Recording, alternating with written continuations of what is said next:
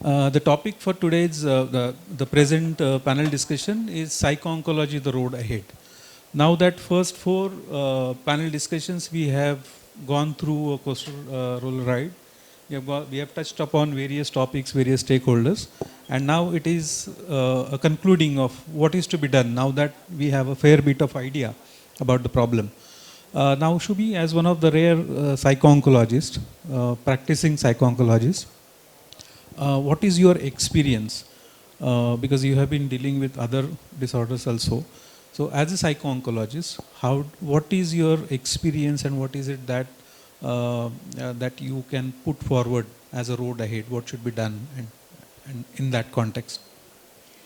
So as you asked about, like, as a practicing psycho-oncologist, I still feel there's a lot of work that needs to be done in the field. We are still mapping our roads through it, and one of your center is one of the biggest initiative that is happening now for psycho-oncology in India.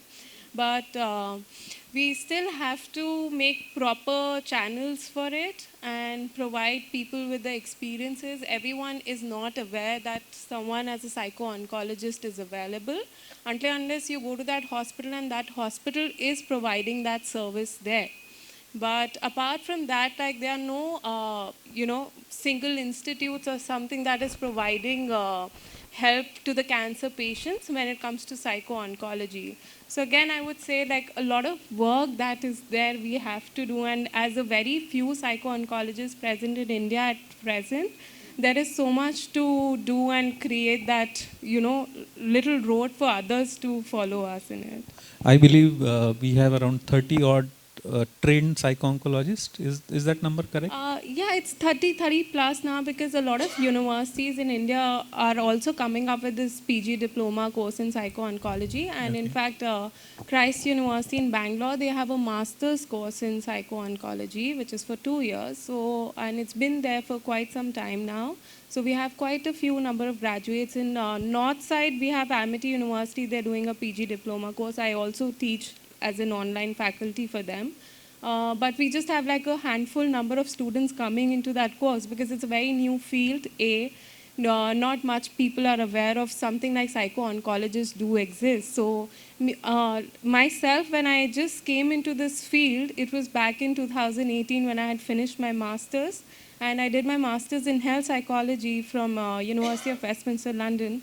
But while I was doing my master's, I was doing a lot of research work around cancer patients and their mental health. So that's when I realized my niche lies there. Like, I want to go back to India and start working with cancer patients. And when I started working, everyone kept on telling me, my family and my seniors as well in the field who are doing other kind of psychology like child psychology or clinical, they were like, you're too young, why do you want to work with cancer patients? It's going to be very depressing.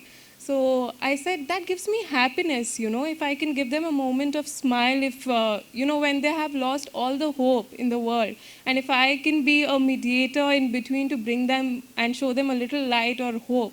So that makes me happy. I feel more comfortable and happy working around cancer patients. So, yeah. Right. And Shubhi is one of the faculties for our PG diploma. And yesterday only we have recorded a few of her therapies and videos. So just you'll also get a glimpse of the quality of the content that we are going to offer. So I'll just request her to share in short the case study about that child. Oh, okay, the one with the brain tumor? Yeah. All right. So this was very early into my practice here. And I had this patient who was just 25-year-old, and she was suffering from brain tumor. When she came to our institute, her surgery was already done at some other hospital, and she was here for chemotherapy and radiation therapy. So, that case is very close to me, and I still remember it so vividly. Like, I felt so attached to that patient, because for chemotherapy, they mostly show up like very regularly at the hospital. So, and she would always drop by before chemo and after chemo, to meet me. And when I knew her chemo is there, so I would go to the IPD and just follow up with her, like how she's doing. But for a 25-year-old who's not married, a girl, to go through something like that, it was very difficult for her to accept. And her only first thing was, she said, I don't believe this happened to me. Why did this happen to me? So we don't have an answer for something like that. When it's a disease like that, I always tell my patients, maybe you're God's chosen one. And they feel that you're very strong internally and you might fight through this. So, they chose you for this. And you can set an example for other people to get through this. But it was quite some journey to counsel her and to be there with her throughout that journey, and the pressure, the mentally, the physical pressure she was going through. And she came from a small city in Bihar, and Bihar is a very backward state in India anyways. So for her to convince, we had to convince her father that, with chemo, she will lose her hair, her physical health may not be the same, she's unmarried, so the effect that chemo might have on her body. Later on, she had these concerns, she was in a relationship with someone, I remember, and she was like, will he want to stay with me after this? After I am done with my treatment, will I be in a physical state that the boy would want to marry me and would settle down with me? So these are a lot of challenges that we face day in and day out, and especially with the younger people. So, yeah. And I'll ask you last question so that after that you can move and catch your flight. Uh, yes. No, the last one, and that is very relevant because you told me that story. The hospital where you are working, the one building is in urban area, and the other part is in the rural area, and you have shared me two different experiences of patients or clients. So just if you can. So I work with Narayana Group. So they have two hospitals in Delhi, like Delhi NCR. So one of them is Dharamshila Narayana Hospital, which is more towards the areas that is connected to the rural cities of Delhi. And we have a lot more footfall of people coming from rural areas who are not aware of the treatment they are getting into. For them, we do a lot of these visits, home visits that our team goes and does, and they do the screenings there, and they find out that the patient is actually suffering from cancer and they might require treatment. So there's a footfall of that kind. And I still remember, so that was the first time that I was joining Narayana Group, and that was the hospital I was joining. And so I still remember on the first day when I joined, so my senior, my director at the hospital, she called me in her cabin. And she said, you talk a lot in English, because I was coming back from UK as well, finishing my education, so I'm good with my mother tongue, Hindi. But she said, I'm going to hand you different leaflets and booklets where you have to read about different cancers in Hindi. Because when you come here, you will talk to a lot of patients in Hindi and you will have to explain. So that's another thing. For a psycho-oncologist, it's okay, but you have to be someone who can actually connect to other people in their mother tongue or the language they are more comfortable speaking in. And that is something I've mentioned in my the modules I've prepared, that we should use less of medical jargons and instead use a simple language to communicate with the patients, because everybody will not understand those medical terms. And so I did a lot of reading. I got, pretty good speaking to my patients in Hindi. Few months down the lane, into practice, 7-8 months, and they were like, we need, psycho-oncologists at our Gurgaon branch as well, so why don't you join us there as well? So 3 days I was visiting Delhi branch, and 3 days I was in the Gurgaon branch. And now the Gurgaon branch is it's very developed area of India. And we have these kind of clients coming in who are very elite, very well spoken and in English. Now here I am talking to 3 days in people, and I really brushed myself into those booklets and trying to explain people in Hindi. And next day, when I joined the Gurgaon branch, I have these elite clients walking in who would only prefer to speak to you in English. And I was like, oh my God, can I do that? Will I be able to explain them properly? But obviously, I mean, when you get into it, when you're in the practical side of your work, things come to you easily, but I mean, there's a lot more work that goes behind, so yeah. Yes, and you have also mentioned about the resistance. So in the rural area, there is a resistance for your services as compared to the elite area. Yeah, so that is there. Like, rural area people, they are not easily ready to get the treatment as compared to the people who are more educated, in the urban area of the city. So they are more aware of what they are going into. They do a lot of pre-hand, and I think Google is their best doctors. So they do a lot of pre-hand research, and before they come to you, oh, we read this on Google, this is how it should be. But that's not true. The specialists you go to, they know the best what treatment plan for you is. And in the rural areas, they are not aware of what is happening, how the treatment has to be provided, and how the prognosis will go forward. So for them, it's little more difficult, and for us to convince them to get into the treatment, get the proper treatment. Also, finances again play a very big role in this treatment. A lot of people, especially from the rural background, are not able to have the right finances to get them treated. For that, like, a lot of work is being done by the government as well, and a lot of private other organizations. So again, yeah, these are the few differences that a rural and a urban people, I would say, have it. Okay. I deliberately asked you the last question about the rural and urban area. Why I'm coming to that question is when we were trying to, when we define a problem, nowadays, because of Google, Mummy and all that, we try to find out the statistics, the data. Data is now playing a very vital role. And we were trying to find out the number of oncologists in India, number of psychologists in India, number of psychiatrists in India. Now, when we are not getting it, or when we Google, we first get the data of US. Because there they have more systems to have a systematic data in place. They have licensing system, they are more organized as compared to us. So I have been putting efforts to find out exact number of psychologists in India, and I have not got it till now. Then some of the reports have shown that, and Anga has already briefed in her speech today, that in US around 34 or 39, 29 psychiatrists per 100,000 population. And in India, the number is 0.75.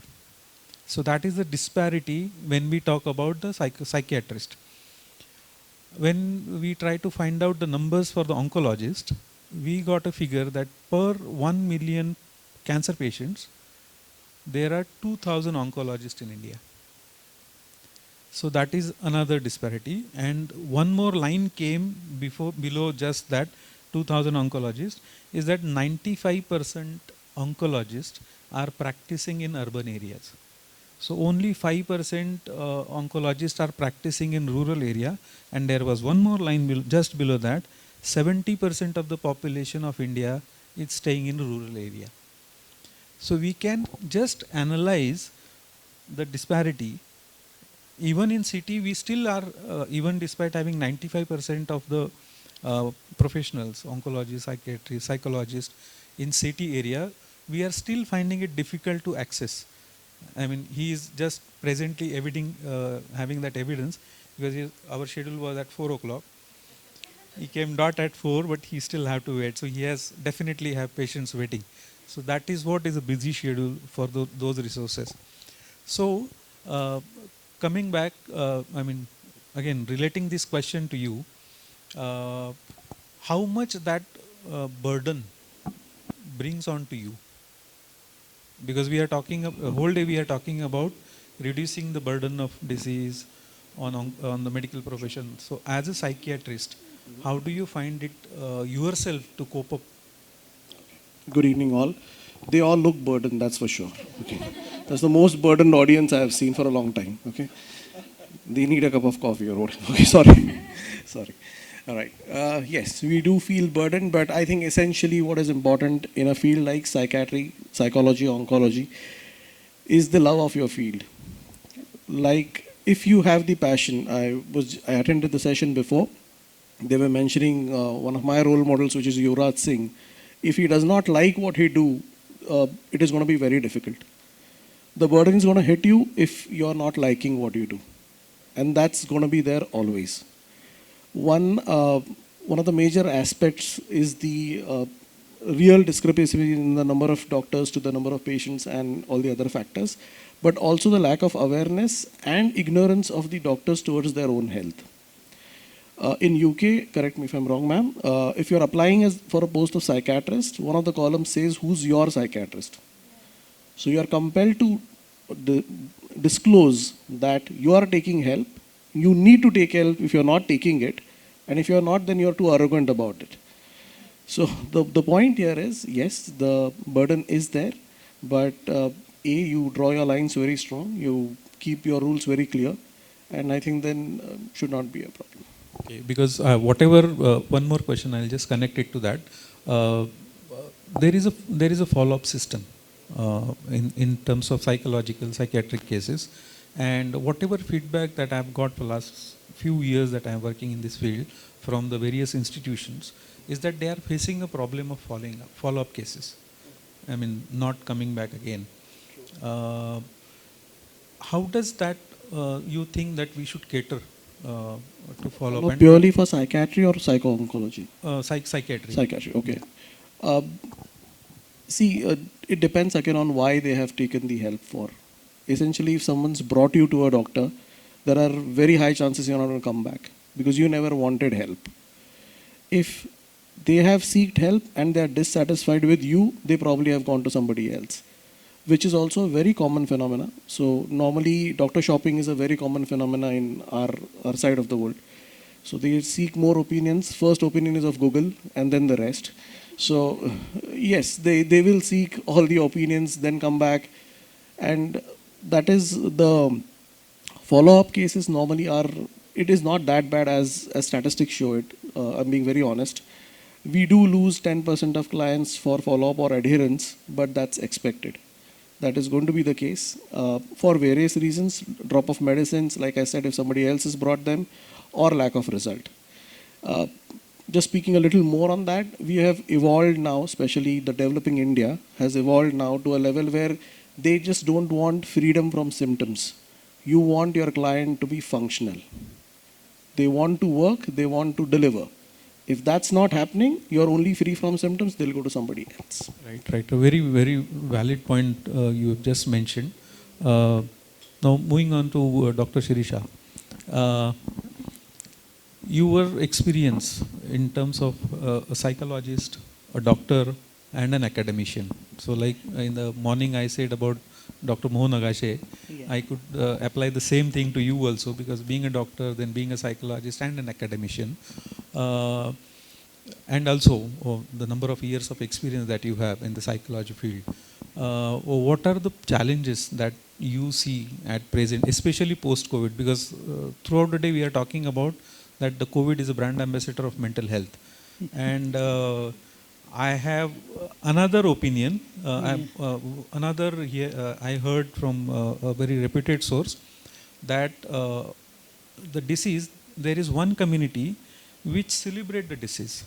Yeah. Like when we see that Anand movie, there is one patient who comes and asks for different colors medicines. And then he said कि मुझे red color का pill नहीं दिया. So now, is it becoming a style statement that I am having a depression and then, carrying something like that? Yes, I do agree with what you are saying. With post-COVID or post-pandemic, there is a big noise about mental health. I don't think people are really seriously looking at it. Yes, there have been some warning signs, but I think every time there is a crisis, we feel that the world is not going to be same anymore. Okay, but then I think during COVID times we were talking about new normal, and now what we see here is the old normal. It's not new normal anyways. So we just keep on talking about these things, but I don't think the perspective has changed, or there is no perspective in place even with that.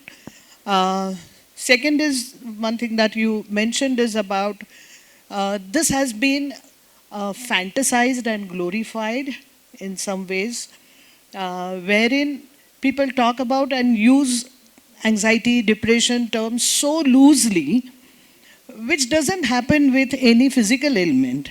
Okay, if I have a cough for a prolonged time, I don't easily say I have a tuberculosis, right?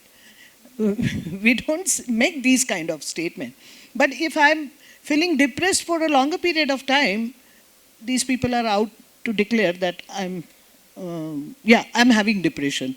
Now, these clinical entities are diagnosable clinical entities definitely are different than your day-to-day life experiences. And what happens is because of this noise and this glorification and the fantasy about these terms as far as mental health is concerned, real sufferers, they become more silent. Because then whenever they go through these experiences, they feel that this is no more closer to, nowhere near to what has been talked about and celebrated and made a big noise of, and then they remain or they become more silent, and then they don't seek help who really need help. So it's a weird kind of a situation that has happened. And I think here lies the responsibility of mental health professionals that we really debunk these myths. We talk about it on those platforms where it is really necessary, especially during lockdown. So everyone was like, it was a hype. Everyone was talking about mental health. Everyone was talking about anxiety. Everyone was talking about depression. And I was wondering, because see, these are the clinical entities when the situation otherwise is not threatening. Okay, it was clear-cut crisis, and it was a response given to the crisis situation. It wasn't a disorder in any way. So it was a realistic anxiety. It wasn't a neurotic anxiety, that things were all fine. And then still I had that, because as all of us know, mental health professionals, that the basic function of anxiety is to warn you of impending danger. And we were facing a danger, we were in crisis, so there was no reason to call that as a disorder and mental health issue. No, according to me, it was a simple response given to a crisis situation and nothing else. And yes, with the chronicity, like still there are threats. 2 months back, 3 months back, there were still news about increasing COVID patients and all those things. So now it has become chronic in that sense. And so now there are certain things, and some people have really bounced back to their normal this thing. And one thing is, this duration also has helped some people to accept uncertainty. See, till before pandemic, uncertainty was more of an armchair philosophy for us. It was always like, if we lose somebody near to us, then that was the time we probably might feel, or when we hear some accidental death or something, then that is the time when we would feel, oh, it's so uncertain and anything can happen anytime. But during pandemic, I think that uncertainty was right in front of our face. So I think it has also helped us to really go through that, and I don't think now uncertainty is no more an armchair philosophy for us. I think we have pretty much accepted that as a part of life. Right. Yes, and recently, last few years, we have been seeing there is a concept, psychoeducation. I'll put it in a different way. There is a social education concept that is going on in India for last few years. Like suddenly there is a notebandi and cashless India. Over the night, half of the India become financial expert.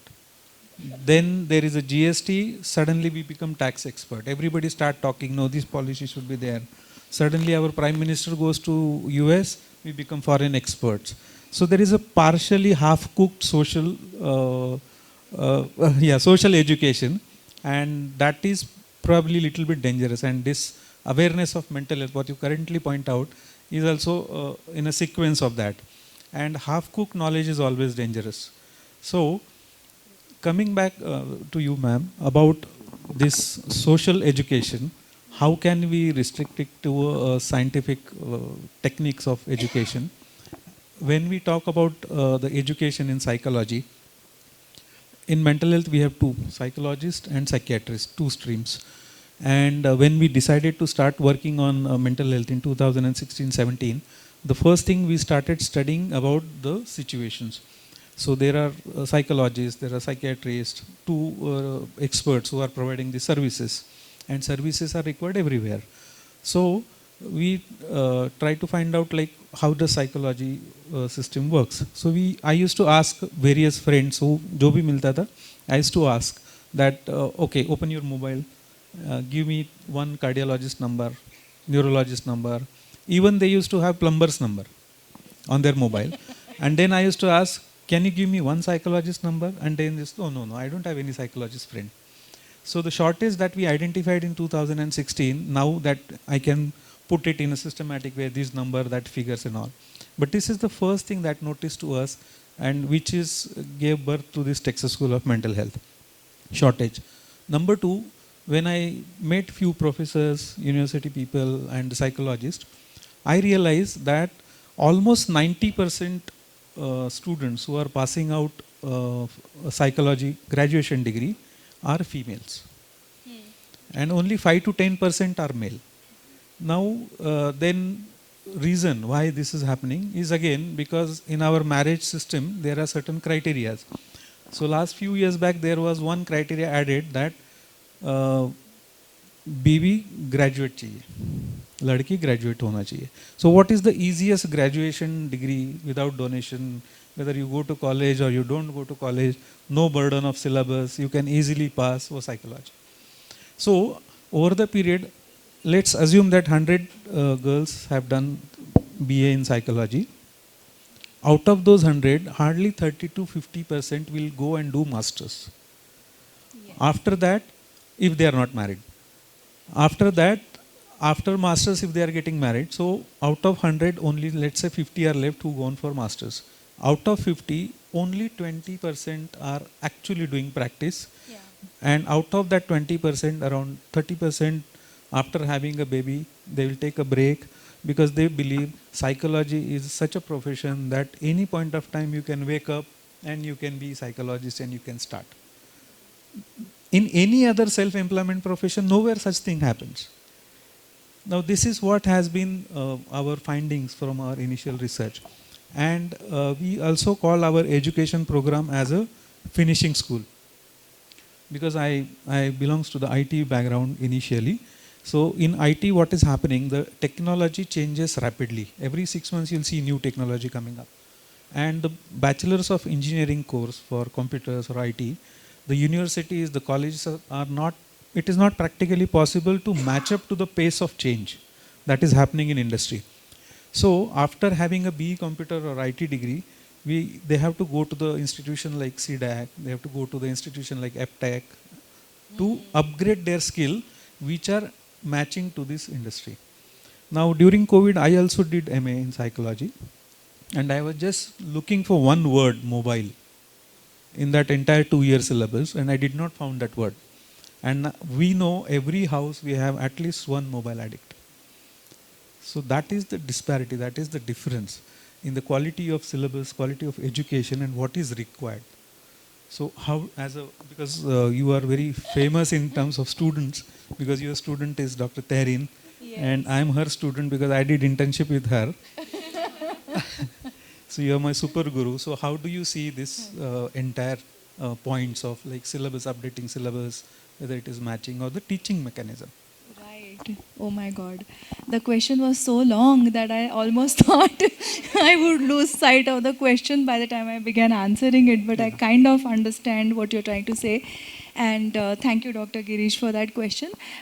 So from my side, there's just one small thing that I would like to disagree with you about, and that is that psychology, having a degree in psychology is not the easiest thing to... I agree. So, the thing is that in our college, Ferguson College, we find that there are the highest number of applications for psychology courses, and this has been the trend for the last 5 years or so at least. And the seats are limited because in psychology we have experiments. So when you do a regular course, you have experiments, you have field visits, you have internships. So we can't accommodate so many students. So for every other course like English, economics, history, etc., we have unlimited, I mean, a larger, much larger number of seats as compared to the number of applicants. But here in psychology, the ratio is always reversed. There are about 1200 applications against 40 seats. That's the ratio. But what you say is still correct, that we are still not making our students industry ready, that is for sure. That even after they pass out with a BA with psychology or an MA with psychology, many of us, including me, because when I also passed out with my master's in psychology, I'm sure I felt that I could not face a human being. So like you said, these bridge courses, CDAC, etc. So that is definitely a challenge, that we are giving them education up to the master's level, but we are not preparing them really for a vocation. And now I think more and more we will have to churn our education system in such a way, or frame our syllabi in such a way that the more routine theoretical stuff which children can do anyways, like she just said, Google, people can read up and they can do online courses. So we do not need to do anything of that in classrooms. Whereas in classrooms, what we need to do is give our students more of that education which is eventually going to make them industry ready. Moreover, we also need to have immersion programs, like she said when she's talked about villages, and as compared to that, what are the needs of cancer patients and their families in urban areas. We need to have immersion programs where students will go to the field and they will actually see how people are working. On a kind of a lighter note, I want to just talk about the ancient Gurukul system. Okay, so in India, we always have had these Gurukul systems.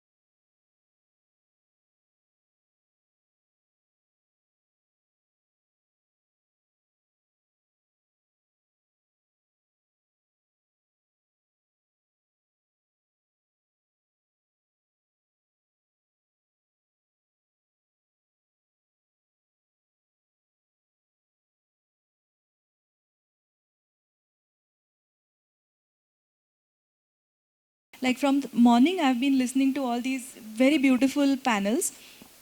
And every time I felt that if only my students, could just be around these wonderful people, just be with them on the field, they will probably pick up that sensitivity. They will learn how to relate to a human being. And this whole learning through experience is, I think, what is lacking. And we need to bridge that gap as educators. Thank you. Thank you very much. In fact, if you call us, we can take most of the experts to FC College. We'll be very happy to do that. And I'll continue with you because in your introduction, you have been doing about the yoga and mental health. Now, there is one question that is like philosophy and psychology. There are one opinion that psychology without understanding of philosophy is incomplete. Is this true? 100%. So you want me to comment yeah, so on that? No.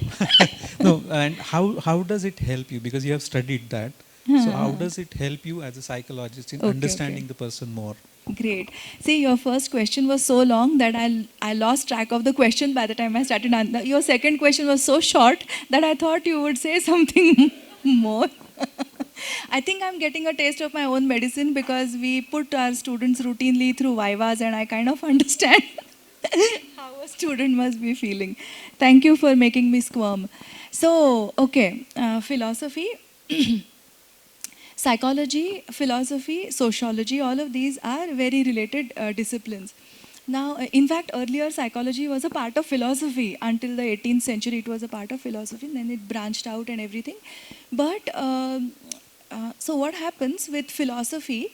Philosophy is defined as the love of knowledge. So when I attended my philosophy classes until my third year, uh, one of the things that I learned in philosophy was that philosophy won't give you answers to things, but it will make you very, very sensitive about issues, about questions, and it will refine your thinking. I don't know how many people in this hall here have had philosophy as one of their subjects. Anybody in this hall?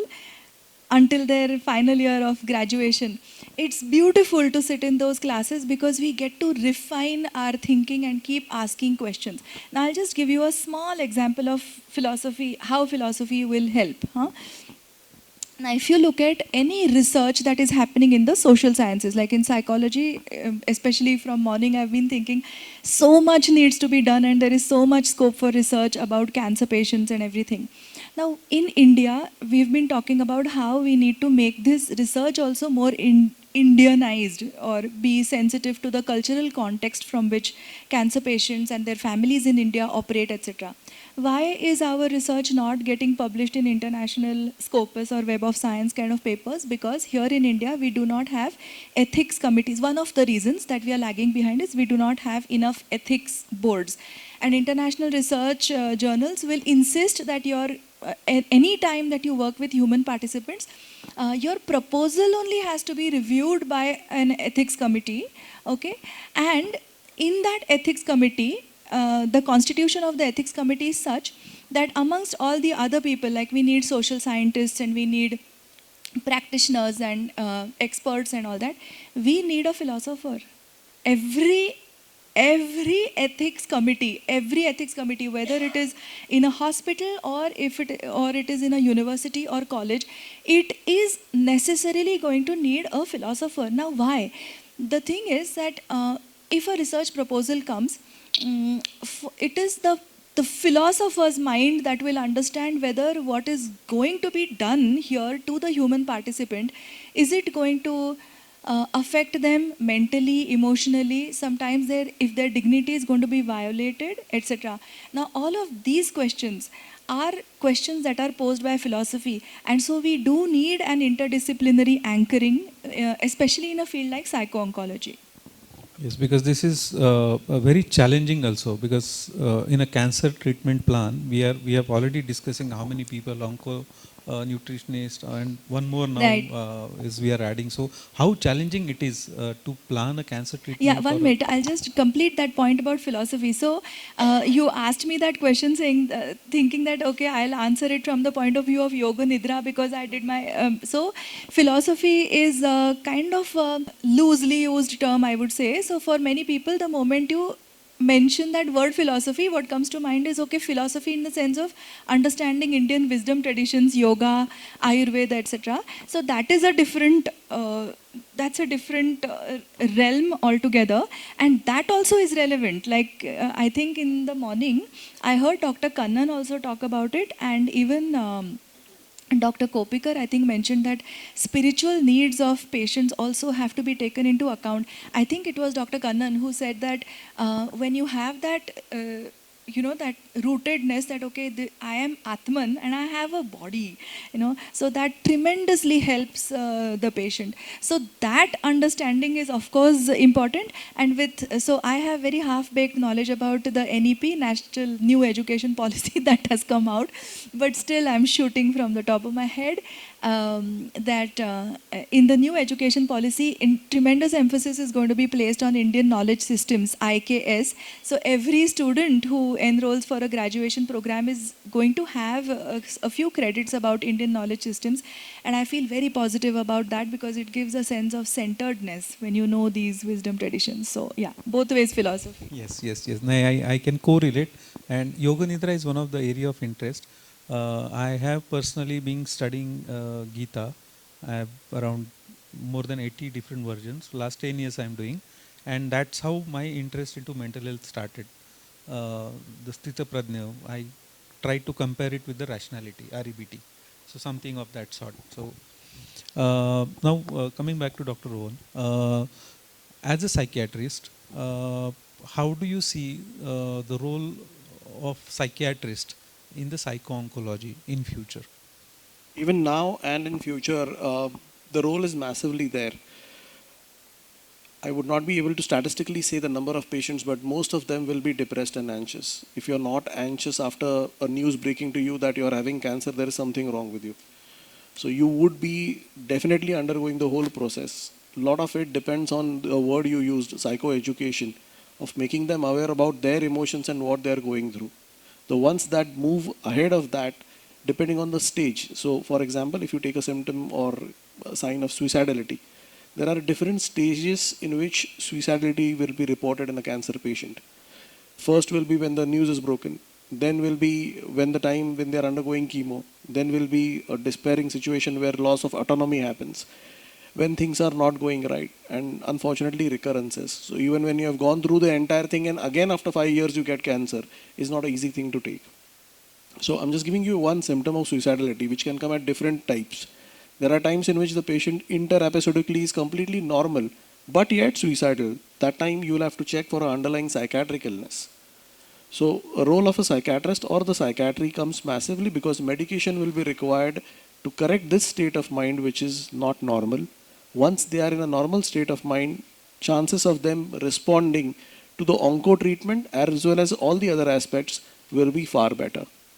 Just moving on to one topic that ma'am said about spirituality, especially in the onco-psychiatry area or onco-psychology area, I think it's extremely important because one starts questioning the purpose of everything.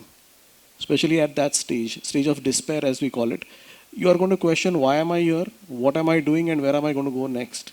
If there is no answer to that, again there will be that stage of let's hasten the death or let's move forward in that direction. Right now also we do get calls.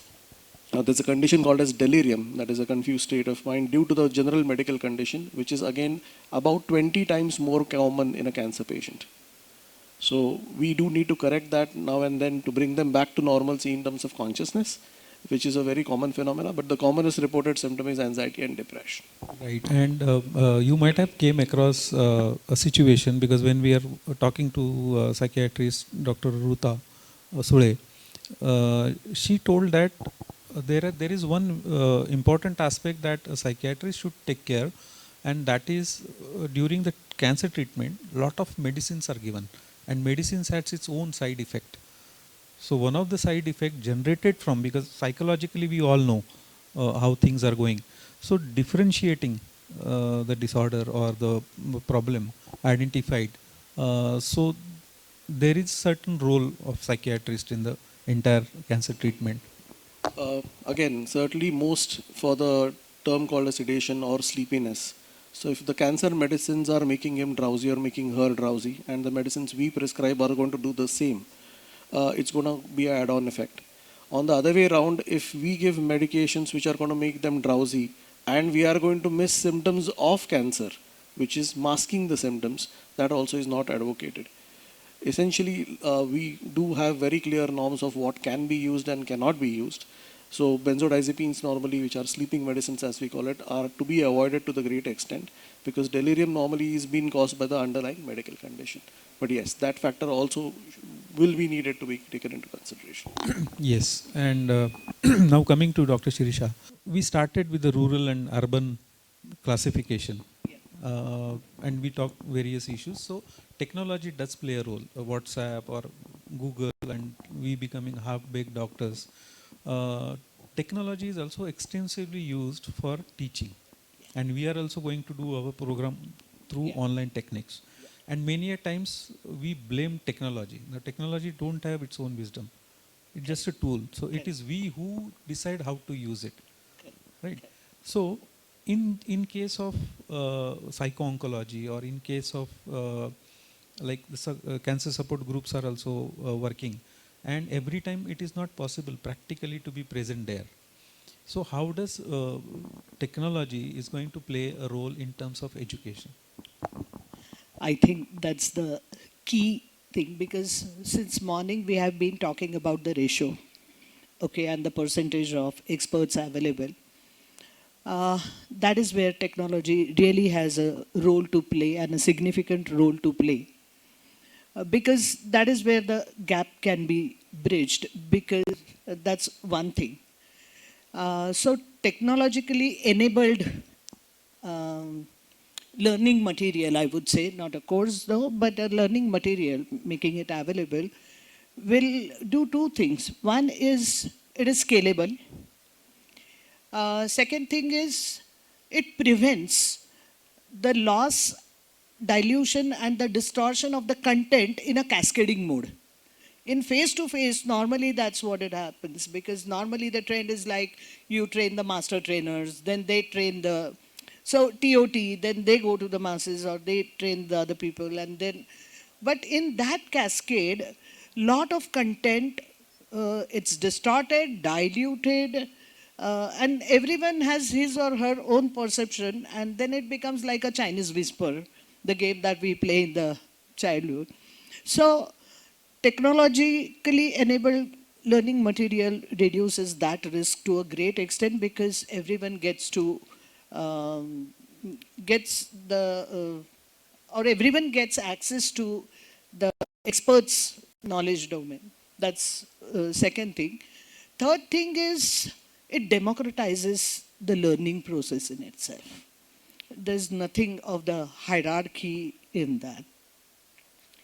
And fourth most important thing is what has happened, like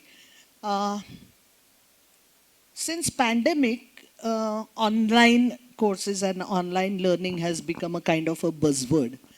But what has happened is even in schools also they had those online classes and everything, and we know what has happened. Half of the India there was no connectivity, so children couldn't learn.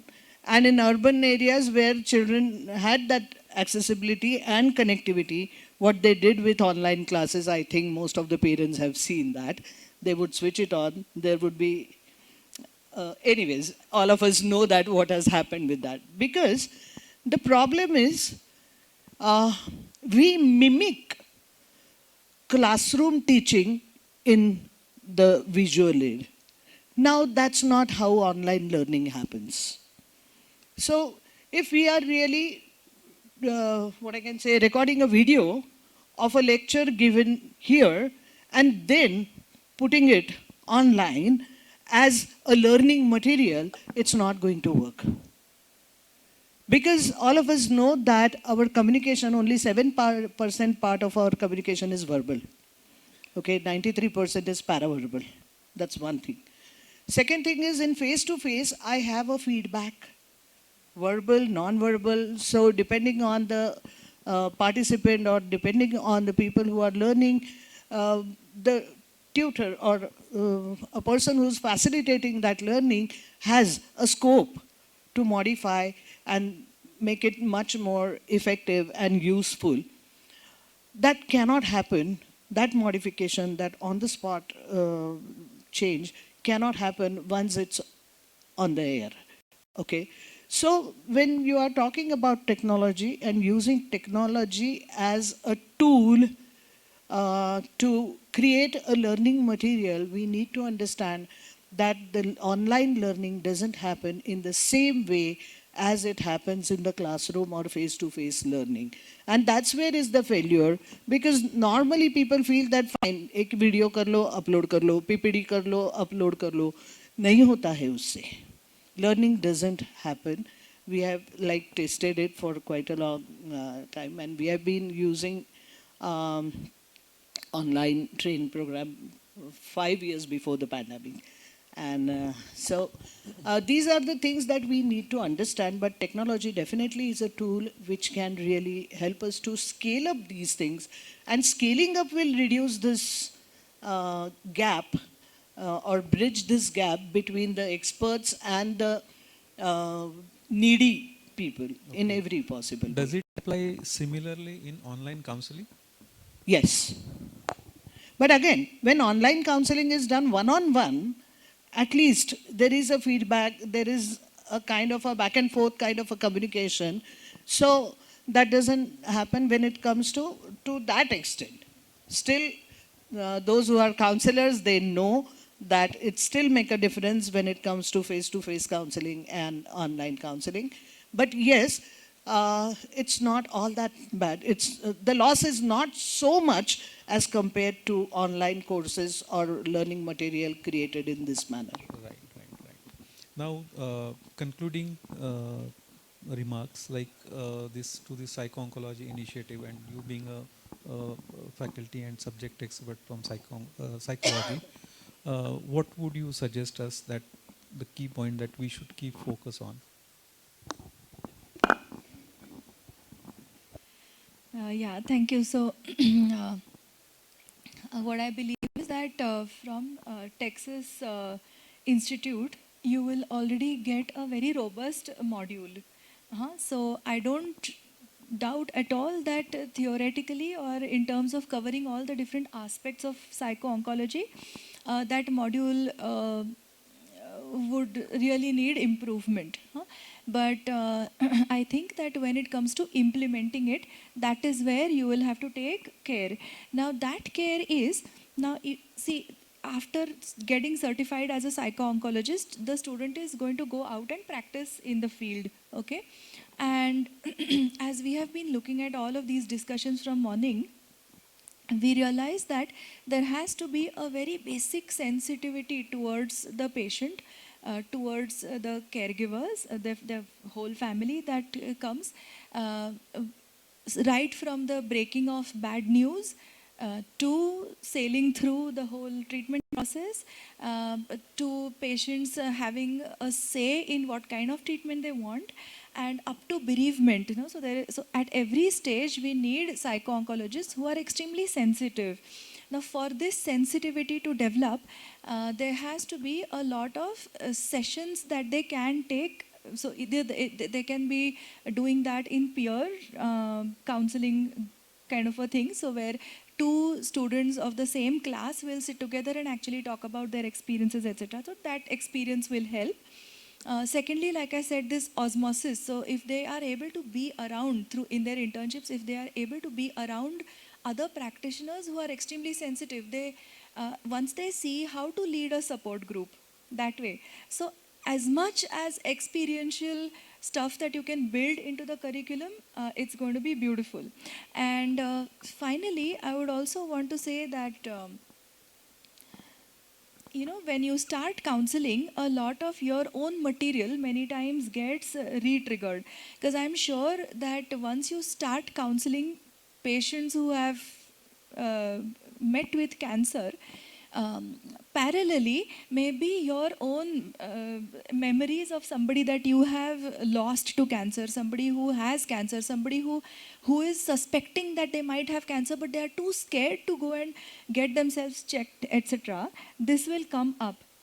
So for all of that, we need to have a mentoring system where the student will also do a lot of self-work. Now, the value of self-work is, I cannot highlight it enough ever, because what happens if you do not do self-work and then you go out in the field and you start counseling, slowly you realize that there is a certain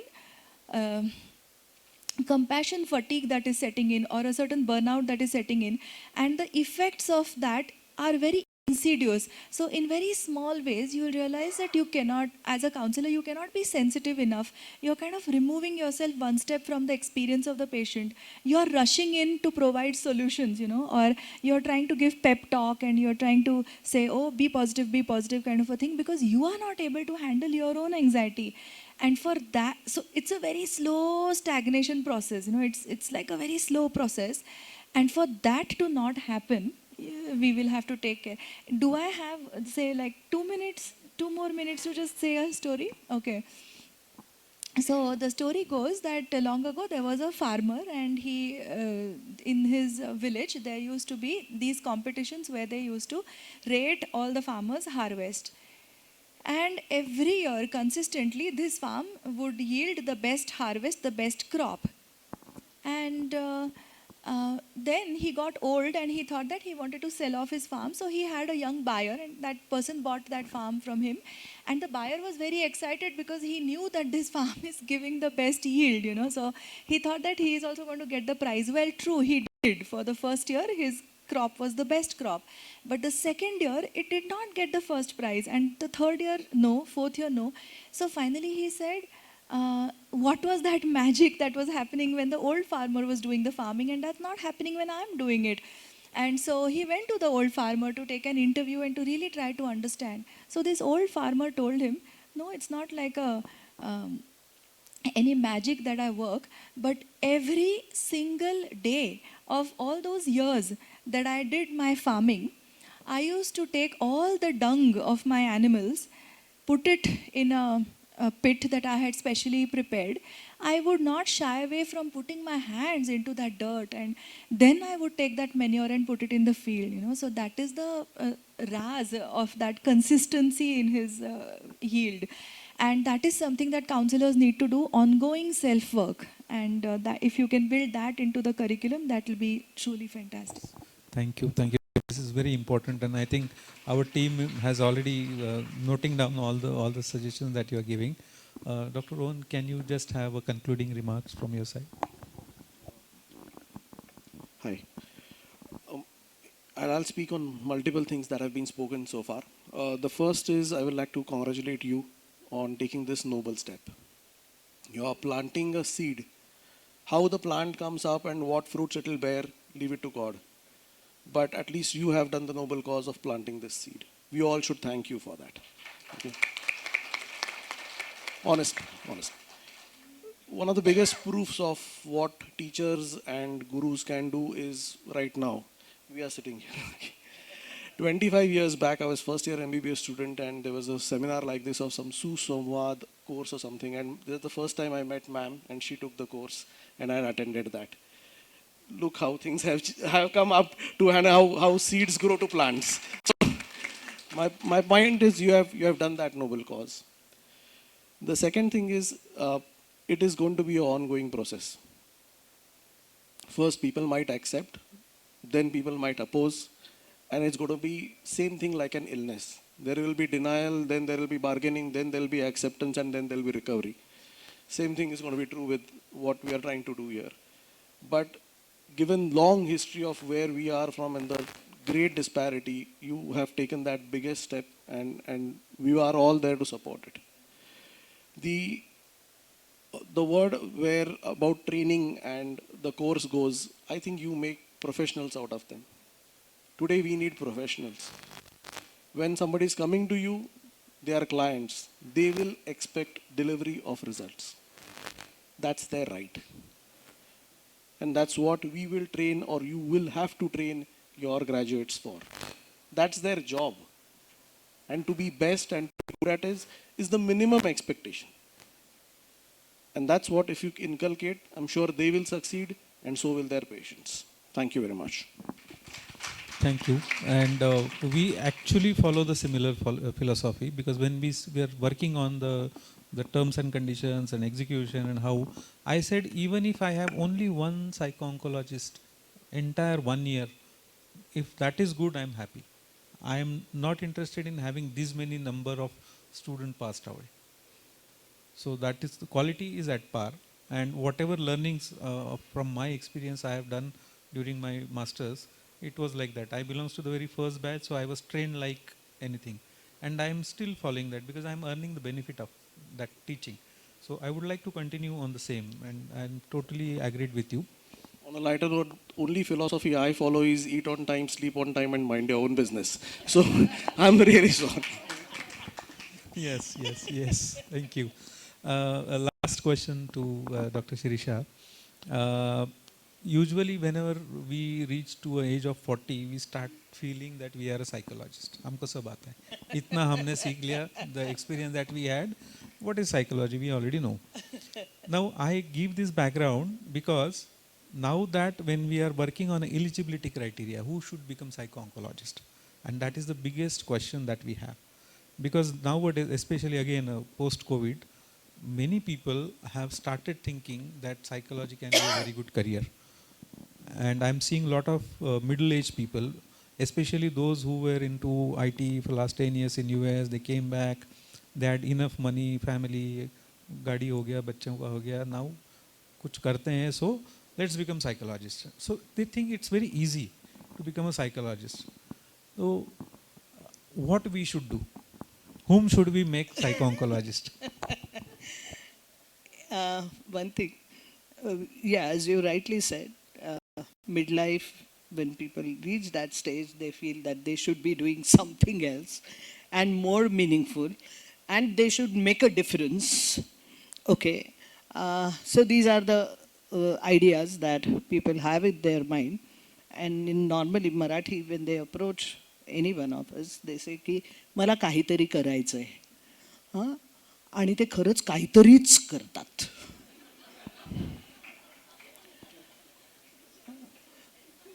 So, one thing is they get into a common sense advising. Huh? Common sense advising and counseling, and counseling are really two different things. That's what people do, because that's the reason why they feel it's so easy. Because now they have gathered an experience of 40 years. They don't even look at the ignorance of 40 years as well. या 40 वर्षाचं व्हायला काही आपल्याला लागत नाही ना. पृथ्वी एकदा स्वतःभोवती फिरली की आपण 24 तासांनी मोठे होतोच, त्याला काही लागत नाही फारसं. पण मुद्दा 40 वर्षात शिकायचं सुद्धा काय राहिलंय, हाऊ मच इग्नरंट आय एम, हे नाही लक्षात येतं. आणि then therefore people feel that it's so easy, now I have gathered the experience, now I probably know everything. And that's where is the biggest failure, because that lands up into a... Because as ma'am was rightly saying, it's a rigorous training. Of course, when it comes to psychology courses now that are existing with NEP, things are going to be different, and they should be different. But when it comes to professional role, I always find, coming from a medical background, I always felt that it is such an inadequate course. And for 2 years of even masters till BA, I don't think there is anything related to preparing you for there is nothing like career preparedness when it comes to the graduation level. Even for master's level, when I did my master's in clinical psychology, first year MA part 1, what we had was advanced cognitive psychology, advanced social psychology, and research methodology and statistics. And second year, part 2 was psychodiagnostics, psychopathology, and psychotherapy. And I always used to wonder that how this 1 year of professional, that doesn't even orient me towards what I'm supposed to do. Because in medicine, right from first year or second year onwards, we start attending clinics. Okay, then we go to the other hospitals also and do everything from what a ward boy could do to everything. Then internship. Then for masters, there is further 3 years of... So I always felt lost in that term, like how can it happen like within 1 year of some professional topics, and then next day I'm there sitting as a counselor and a clinical psychologist because I have an MA degree. Unfortunately, there is no registration body or licensing body for psychologists, and that's the biggest... RCF registration is there, but we all know it just doesn't make any sense. There is no licensing authority. There is lack of supervised counseling, okay, which is necessary. And that results into incompetent professionals, okay. But then, as I said, fine, that's the limitation of the system. But we as an individual always can, because that's the work on it, because that's the sense of responsibility that we need to have. So first criteria obviously is the sense of responsibility. If you are going to choose, select a participant for your psycho-oncology, also look at what that participant or individual has done besides attending the college and everything. Of course, those certificates and also how those letters are generated, we all know that. But then personal interview is one thing which is necessary, which also can give you. And then again, the performance on the, maybe it can be a kind of a provisional or what we can say, when you take up a job, probation, yeah. So first 2 weeks or something can be taken as a probation, and then with the evaluation and a rigorous evaluation, then you can look at it that whether this person is really taking those efforts, really meeting all the criteria that are required to. So these are certain things which I think you will have to incorporate in a kind of a system that you want to develop. Because focusing only on the content that you are delivering is not enough. Correct. How much check for understanding? CFUs is much more important, and the passion and the primarily what is required is the strong learning behavior of the participant. So having those parameters also to check the learning behavior of the participant, that is something which is necessary. So maybe there can be 2 or 3 filters before the candidate gets a certificate or completes the course and then starts working as a, so there has to be some filters in between as well. Right. Thank you. This is very crucial because this was the question which was not, we have convinced ourselves like how to go about. We still were having options, and you are the right person to guide us on that, because most of the students are waiting today to find out how things are going to go about. So I would just like to inform all the students that Dr. Shirisha Sathe has agreed to be with us, and she is going to come once in a week, so to our office, and she's going to be a part of our initiative. So she only will take care of whom to select and whom to not. Okay, just one thing that I would like to add is what has happened in the field of psychology also, and for the social work courses, MSW also. Unfortunately, most of the academicians, full-time academicians, are non-practitioners. Correct. And practitioners are far away from academics. They don't even have an intention to look at the academics, okay? And then the sufferer is the client. Exactly. Okay, because both have their own inadequacies. Yes. And both are incomplete in their own way, because non-practicing professor cannot give you insights. Okay? And a practitioner cannot really base the practice on the theoretical and solid foundation of the theoretical models. Right. Okay, and the client is the loser. So that is one thing which is really lacking in our system, because full-time academicians are burdened with so much of other work and the administrative work. It's really impossible for them to practice beyond those hours. And then it's like, and second thing is, most of the colleges who offer master's courses in psychology or clinical psychology don't have a counseling center attached to it. So for me, it's like medical college without having a hospital attached to it. Correct.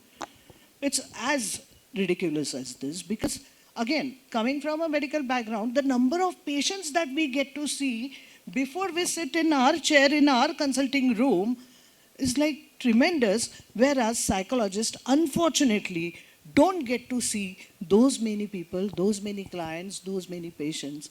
And then how are they really going to see what they have learned and studied in the theory in terms of life as being lived? Okay, that's where the biggest lacuna is. And I think we need to take care of that lacuna. Yes, we'll certainly take care, and that is how the practical design that we are being working. Just last 1 minute, I saw somebody raised hand when the discussions were going on. Oh, okay. Right. So this is the time to conclude now. As a moderator, I am sincerely thank you for all three of you for waiting for such a long period. It's already late in the evening, and with the same zeal, with the same intensity, as if like it's a morning 10 a.m. And I'm sincerely, heartily thank you, all of you. And the concluding remarks, the vote of thanks, the Hajra, I am supposed to do. Okay.